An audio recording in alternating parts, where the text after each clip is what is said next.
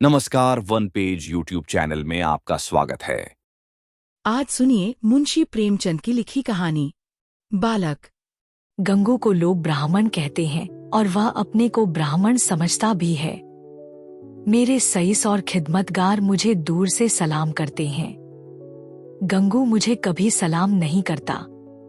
वह शायद मुझसे पालागन की आशा रखता है। मेरा जूठा गिलास कभी हाथ से नहीं छूता और न मेरी कभी इतनी हिम्मत हुई कि उससे पंखा झलने को कहूँ। जब मैं पसीने से तर होता हूँ और वहाँ कोई दूसरा आदमी नहीं होता तो गंगू आप ही आप पंखा उठा लेता है, लेकिन उसकी मुद्रा से यह भाव स्पष्ट प्रकट होता है कि मुझ पर कोई एहसान कर रहा है और मैं भी न जाने क्यों फौरन ही उसके हाथ से पंखा छीन लेता हूँ। उग्र स्वभाव का मनुष्य है, किसी की बात नहीं सह सकता। ऐसे बहुत कम आदमी होंगे जिनसे उसकी मित्रता हो, पर सईस और खिदमतगार के साथ बैठना शायद वह अपमानजनक समझता है। मैंने उसे किसी से मिलते जुलते नहीं देखा। आश्चर्य यह है कि उसे भंगबूटी से प्रेम नहीं, जो इस श्रेणी के मनुष्यों में एक असाधारण गुण है। मैंने उसे कभी पूजा पाठ करते या नदी में स्नान करते नहीं देखा। बिल्कुल निरक्षर है, लेकिन फिर भी वह ब्राह्मण है और चाहता है कि दुनिया उसकी प्रतिष्ठा तथा सेवा करे, और क्यों न चाहे।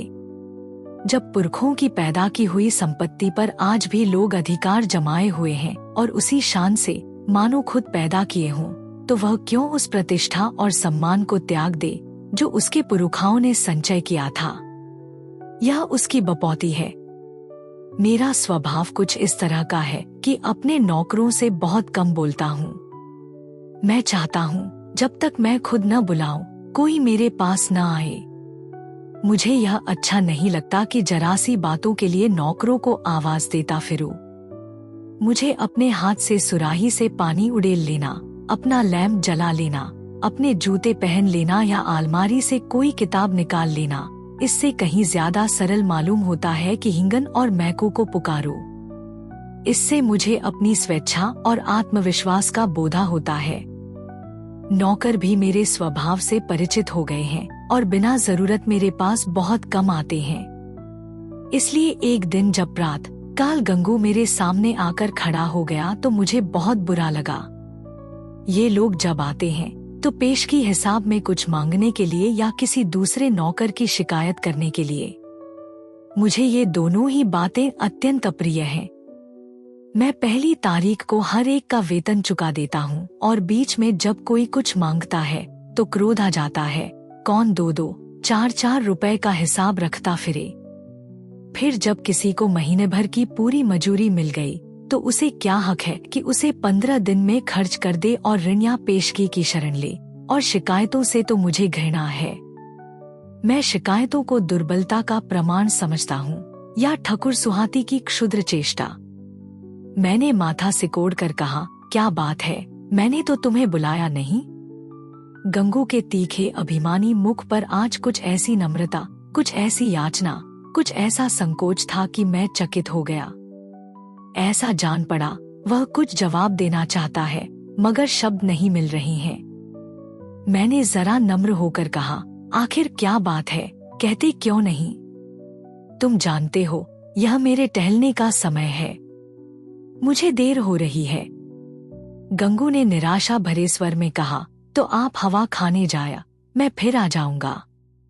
यह अवस्था और भी चिंताजनक थी। इस जल्दी में तो वह एक क्षण में अपना वृत्तांत कह सुनाएगा। वह जानता है कि मुझे ज्यादा अवकाश नहीं है। दूसरे अवसर पर तो दुष्ट घंटों रोएगा।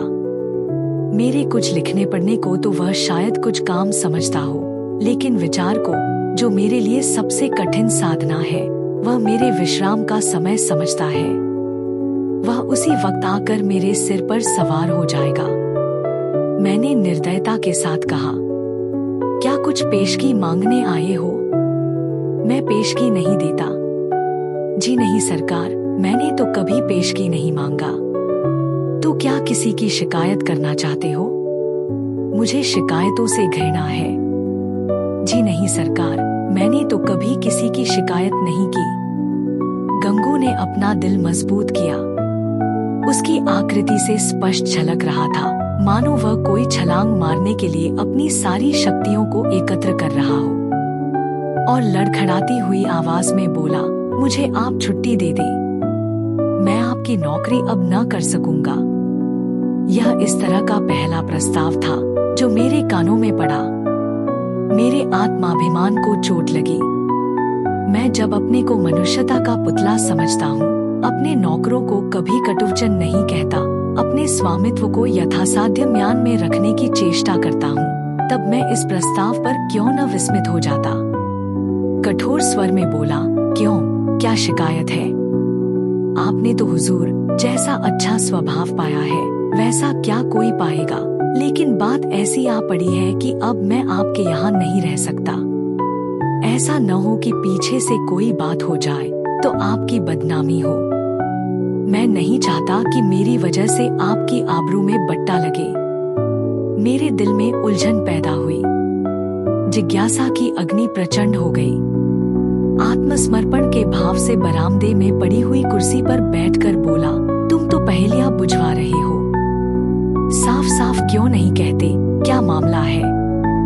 गंगू ने बड़ी नम्रता से कहा, बात यह है कि वह स्त्री जो अभी विधवा आश्रम से निकाल दी गई है, वह गोमती देवी। वह चुप हो गया। मैंने अधीर होकर कहा, हाँ, निकाल दी गई है, तो फिर तुम्हारी नौकरी से उससे क्या संबंध? गंगू ने जैसे अपने सिर का भारी बोझ जमीन पर पटक दिया। मैं उससे ब्याह करना चाहता हूँ बाबूजी। मैं विस्मय से उसका मुंह ताकने लगा। यह पुराने विचारों का पोंगा ब्राह्मण जिसे नई सभ्यता की हवा तक न लगी, उस कुल्टा से विवाह करने जा रहा है, जिसे कोई भला आदमी अपने घर में कदम भी न रखने देगा। गोमती ने मोहल्ले के शांत वातावरण में थोड़ी सी हलचल पैदा कर दी। कई साल पहले वह विधवाश्रम में आई थी। 3 बार आश्रम के कर्मचारियों ने उसका विवाह करा दिया था, पर हर बार वह महीने 15 दिन के बाद भाग आई थी। यहाँ तक कि आश्रम के मंत्री ने अब की बार उसे आश्रम से निकाल दिया था। तब से वह इसी मोहल्ले में एक कोठरी लेकर रहती थी और सारे मोहल्ले के शोहदों के लिए मनोरंजन का केंद्र बनी हुई थी। मुझे गंगू की सरलता पर क्रोध भी आया और दया भी। इस गधों को सारी दुनिया में कोई स्त्री ही न मिलती थी जो इससे ब्याह करने जा रहा है। जब वह 3 बार पतियों के पास से भाग आई तो इसके पास कितने दिन रहेगी? कोई गांठ का पूरा आदमी होता तो एक बात भी थी, शायद सालच महीने टिक जाती। यह तो निपट आंख का अंधा है। 1 सप्ताह भी तो निभा न होगा। मैंने चेतावनी के भाव से पूछा, तुम्हें इस स्त्री की जीवन कथा मालूम है? गंगू ने आंखोंदेखी बात की तरह कहा, सब झूठ है सरकार, लोगों ने हकनाहक उसको बदनाम कर दिया है। क्या कहते हो? वह 3 बार अपने पतियों के पास से नहीं भाग आई। उन लोगों ने उसे निकाल दिया तो क्या करती? कैसे बुद्धू आदमी हो। कोई इतनी दूर से आकर विवाह करके ले जाता है, हजारों रुपए खर्च करता है, इसीलिए कि औरत को निकाल दे। गंगू ने भावुकता से कहा, जहाँ प्रेम नहीं है हुजूर, वहाँ कोई स्त्री नहीं रह सकती। स्त्री केवल रोटी कपड़ा ही नहीं चाहती, कुछ प्रेम भी तो चाहती है। वे लोग समझते होंगे कि हमने एक विधवा से विवाह करके उसके ऊपर कोई बहुत बड़ा एहसान किया है। चाहते होंगे कि तनमन से वह उनकी हो जाए, लेकिन दूसरे को अपना बनाने के लिए पहले आप उसका बन जाना पड़ता है हुजूर। यह बात है। फिर उसे एक बीमारी भी है, उसे कोई भूत लगा हुआ है। यह कभी कभी बकझक करने लगती है और बेहोश हो जाती है। और तुम ऐसी स्त्री से विवाह करोगे? मैंने संदिग्ध भाव से सिर हिलाकर कहा, समझ लो, जीवन कड़वा हो जाएगा। गंगू ने शहीदों के से आवेश से कहा, मैं तो समझता हूँ मेरी जिंदगी बन जाएगी बाबूजी, आगे भगवान की मर्जी। मैंने जोर देकर पूछा, तो तुमने तय कर लिया है? हाँ हुजूर।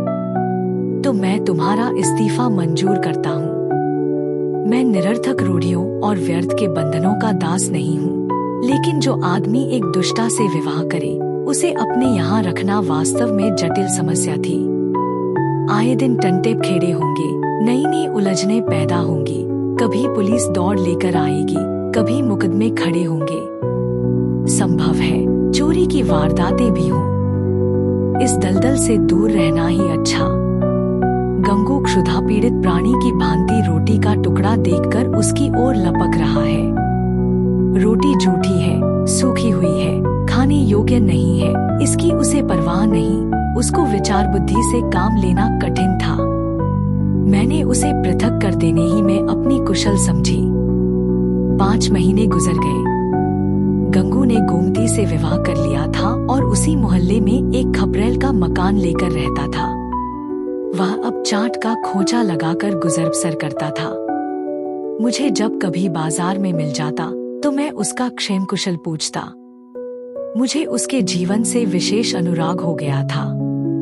यह एक सामाजिक प्रश्न की परीक्षा थी, सामाजिक ही नहीं, मनोवैज्ञानिक भी। मैं देखना चाहता था इसका परिणाम क्या होता है। मैं गंगू को सदैव प्रसन्न मुख देखता। समृद्धि और निश्चिंतता के मुख पर जो एक तेज और स्वभाव में जो एक आत्मसम्मान पैदा हो जाता है, वह मुझे यहाँ प्रत्यक्ष दिखाई देता था। रुपए बीस आने की रोज बिक्री हो जाती थी। इसमें लागत निकालकर 8-10 आने बच जाते थे। यही उसकी जीविका थी। किंतु इसमें किसी देवता का वरदान था, क्योंकि इस वर्ग के मनुष्यों में जो निर्लज्जता और विपन्नता पाई जाती है, इसका वहाँ चिन्ह तक न था। उसके मुख पर आत्मविकास और आनंद की झलक थी, जो चित्त की शांति से ही आ सकती है। एक दिन मैंने सुना कि गोमती गंगू के घर से भाग गई है। कह नहीं सकता क्यों। मुझे इस खबर से एक विचित्र आनंद हुआ। मुझे गंगू के संतुष्ट और सुखी जीवन पर एक प्रकार की ईर्ष्या होती थी। मैं उसके विषय में किसी अनिष्ट की, किसी घातक अनर्थ की, किसी लज्जास्पद घटना की प्रतीक्षा करता था। इस खबर से ईर्ष्या को सांत्वना मिली। आखिर वही बात हुई जिसका मुझे विश्वास था। आखिर बच्चा को अपनी अदूरदर्शिता का दंड भोगना पड़ा। अब देखें बच्चा कैसे मुंह दिखाते हैं। अब आंखें खुलेंगी और मालूम होगा कि लोग जो उन्हें इस विवाह से रोक रहे थे, उनके कैसे शुभ चिंतक थे। उस वक्त तो ऐसा मालूम होता था मानो आपको कोई दुर्लभ पदार्थ मिला जा रहा हो, मानो मुक्ति का द्वार खुल गया है। लोगों ने कितना कहा कि यह स्त्री विश्वास के योग्य नहीं है, कितनों को दगा दे चुकी है, तुम्हारे साथ भी दगा करेगी, लेकिन इन कानों पर जो तक न रेंगी। अब मिले तो जरा उनका मिजाज पूछो। कहूँ क्यों महाराज, देवी जी का यह वरदान पाकर प्रसन्न हुए या नहीं? तुम तो कहते थे वह ऐसी है और वैसी है। लोग उस पर केवल दुर्भावना के कारण दोष आरोपित करते हैं। अब बतलाओ किसकी भूल थी? उसी दिन संयोगवश गंगू से बाजार में भेंट हो गई। घबराया हुआ था, बदहवास था, बिल्कुल खोया हुआ। मुझे देखते ही उसकी आंखों में आंसू भर आए, लज्जा से नहीं, व्यथा से। मेरे पास आकर बोला, बाबूजी, गोमती ने मेरे साथ विश्वासघात किया। मैंने कुटिल आनंद से लेकिन कृत्रिम सहानुभूति दिखाकर कहा, तुमसे तो मैंने पहले ही कहा था, लेकिन तुम माने ही नहीं। अब सब्र करो, इसके सिवा और क्या उपाय है? रुपए पैसे ले गई या कुछ छोड़ गई? गंगू ने छाती पर हाथ रखा। ऐसा जान पड़ा मानो मेरे इस प्रश्न ने उसके हृदय को विदीर्ण कर दिया। अरे बाबूजी, ऐसा न कहिए, उसने धेले की भी चीज नहीं छुई। अपना जो कुछ था वह भी छोड़ गई। न जाने मुझ में क्या बुराई देखी। मैं उसके योग्य न था और क्या कहूँ। वह पढ़ी लिखी थी, मैं करिया अक्षर भैंस बराबर। मेरे साथ इतने दिन रही, यही बहुत था। कुछ दिन और उसके साथ रह जाता तो आदमी बन जाता। उसका आपसे कहाँ तक बखान करूँ हुजूर। औरों के लिए चाहे जो कुछ रही हो, मेरे लिए तो किसी देवता का आशीर्वाद थी। न जाने मुझसे क्या ऐसी खता हो गई। मगर कसम ले लीजिए, जो उसके मुख पर मैल तक आया हो। मेरी औकात ही क्या है बाबूजी। 10-12 आने का मजूर हूँ, पर इसी में उसके हाथों इतनी बरकत थी कि कभी कमी नहीं पड़ी। मुझे इन शब्दों से घोर निराशा हुई। मैंने समझा था वह उसकी बेवफाई की कथा कहेगा और मैं उसकी अंधभक्ति पर कुछ सहानुभूति प्रकट करूंगा, मगर उस मूर्ख की आंखें अब तक नहीं खुली। अब भी उसी का मंत्र पढ़ रहा है। अवश्य ही इसका चित्त कुछ अव्यवस्थित है। मैंने कुटिल परिहास आरंभ किया तो तुम्हारे घर से कुछ नहीं ले गई। कुछ भी नहीं बाबूजी, ढेले की भी चीज नहीं। और तुमसे प्रेम भी बहुत करती थी। अब आपसे क्या कहूँ बाबूजी, वह प्रेम तो मरते दम तक याद रहेगा। फिर भी तुम्हें छोड़कर चली गई। यही तो आश्चर्य है बाबूजी। त्रियाचरित्र का नाम कभी सुना है? अरे बाबूजी, ऐसा न कहिए। मेरी गर्दन पर कोई छुरी रख दे तो भी मैं उसका यश ही गाऊंगा। तो फिर ढूंढ निकालो। हाँ मालिक, जब तक उसे ढूंढ न लाऊंगा मुझे चैन न आएगा।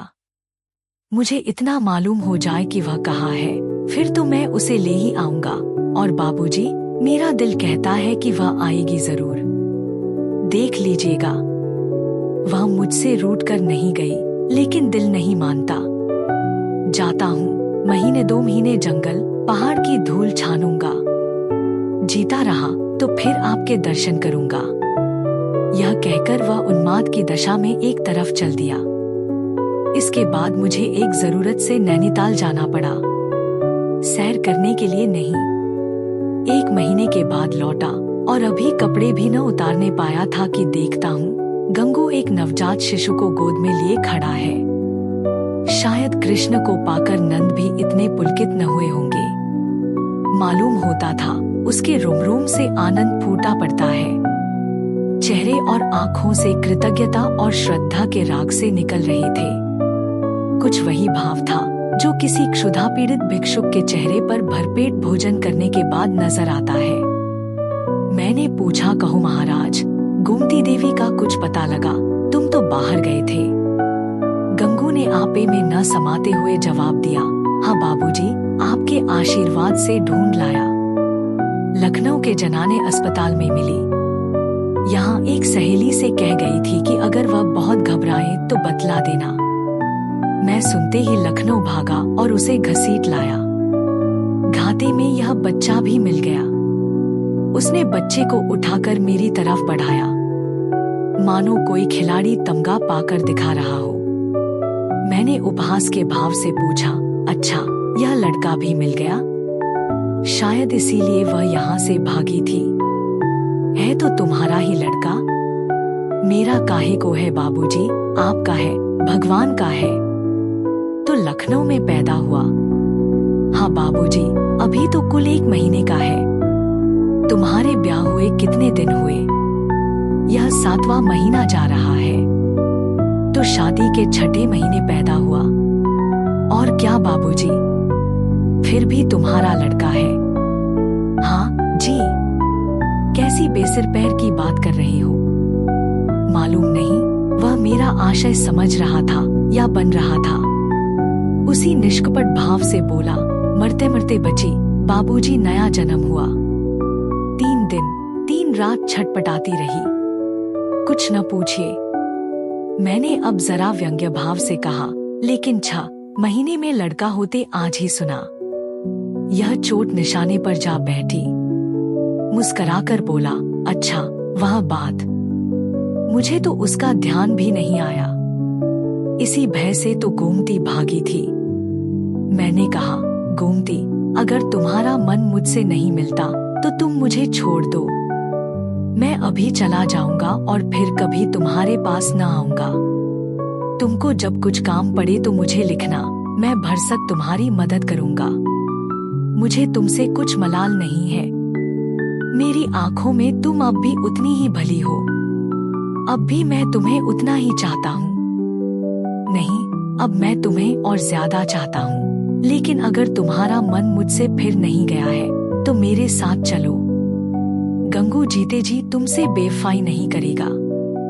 मैंने तुमसे इसलिए विवाह नहीं किया कि तुम देवी हो, बल्कि इसलिए कि मैं तुम्हें चाहता था और सोचता था कि तुम भी मुझे चाहती हो। यह बच्चा मेरा बच्चा है, मेरा अपना बच्चा है। मैंने एक बोया हुआ खेत लिया तो क्या उसकी फसल को इसलिए छोड़ दूंगा कि उसे किसी दूसरे ने बोया था? यह कहकर उसने जोर से ठट्ठा मारा। मैं कपड़े उतारना भूल गया। कह नहीं सकता क्यों मेरी आंखें सजल हो गईं। न जाने वह कौन सी शक्ति थी जिसने मेरी मनोगत घृणा को दबाकर मेरे हाथों को बढ़ा दिया। मैंने उस निष्कलंक बालक को गोद में ले लिया और इतने प्यार से उसका चुंबन लिया कि शायद अपने बच्चों का भी न लिया होगा। गंगू बोला, बाबूजी, आप बड़े सज्जन हैं। मैं गोमती से बार बार आपका बखान किया करता हूँ। कहता हूँ चल एक बार उनके दर्शन करा, लेकिन मारे लाज के आती ही नहीं। मैं और सज्जन। अपनी सज्जनता का पर्दा आज मेरी आंखों से हटा।